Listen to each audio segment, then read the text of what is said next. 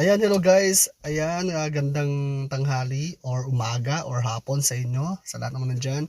So ayan, I just want to share my documents or shall I say it, files, lalong-lalo na sa mga grade 5 o sa mga kapwa kong gurong tuturo sa grade 5 tulad ng PowerPoint, learning lesson exemplar, learning activity sheets, through PDF or Word.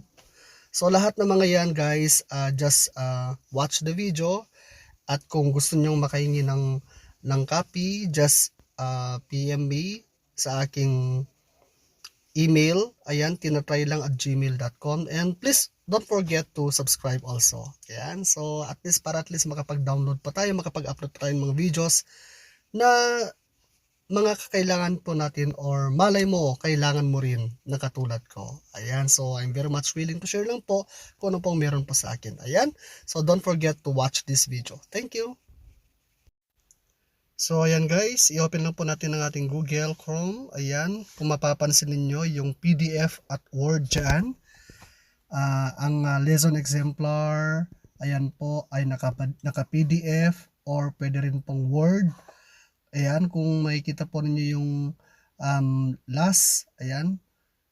And activity sheet, kompleto na rin po yan. Sa Araling Panlipunan lang po yan, ano, yung pinakita ko lang po. Learning activity sheets through PDF, through Word, lesson exemplar, ayan po, kung makikita po ninyo.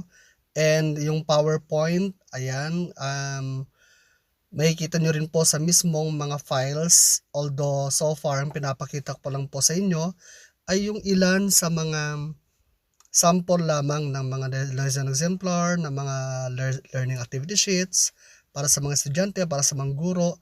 And guys, kompleto po ito. And I'm very much willing to share sa lahat ng mga nangangailangan kong kapwa kong guro. Ayan, kung mapapansin niyo yung sagutang papel, sa Araling Panlipunan, yan po yung mga activities na pwede nating pagawa sa mga bata. So nasa inyo po, kumbaga suggested or recommendable activities lang po itong mga to. Nasa inyo kung ano po yung mga ibang strategy po ninyo para masagutan yung ilang activity sheets po ng mga bata. In which, na kung mapapansin natin, ayon sa DepEd, ito na yung mismong papagawa natin, pero nasa inyo pa rin po yung technique. So ayan po, guys, yung quarter 1, last Araling Panlipunan, quarter 1, week 1, week 2, hanggang sa week 8 o depende sa kung anong end yung week po natin, na madidiscuss lang mo to. Ayan, through PDF kanina, ngayon through Word naman, papakita ko sa inyo, click ko lang po. Ayan. Ayan, let's just wait for a few seconds. Ayan po, sagutang papel. So at least kahit papaano, kung meron po kayong gustong baguhin, ayon sa kung saan lesson na po kayo, pwede rin lang naman po. Ito ay basehan lamang po sa mga ipapagawa natin sa mga bata. So, ayun guys, gusto ko lang pakita sa inyo ito kasi maraming mga katulad kong guro na nangailangan ng mga ilang activity sheets, lesson exemplar, activity sheets, PowerPoint, and DLL. So, ito pala yung ilan sa mga sample sa pinapakita po sa inyo, no?